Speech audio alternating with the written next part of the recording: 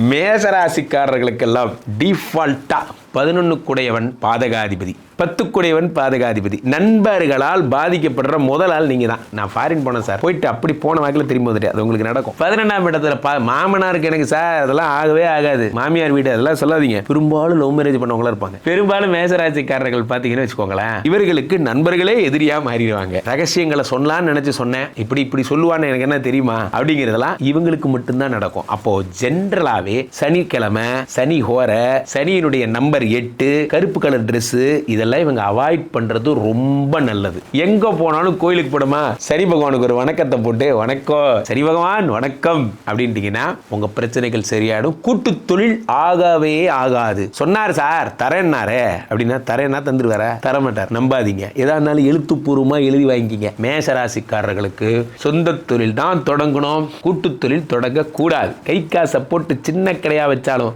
நான் ஒரே ஒரு வார்த்தை சொல்றேன் கேட்டுக்கோங்க. ஒரு பெரிய கடல்ல சுறாவா இருக்கிறத விட ஒரு சின்ன குளத்துல மீனா இருந்துட்டு போயிருங்க, சூப்பரா இருப்பீங்க. மேசராசிக்காரர்கள் என்ன தொடர்பு கொள்ளுங்க, உங்க வாழ்க்கைக்கான டிப்ஸ் சொல்ல நான் காத்திருக்கிறேன்.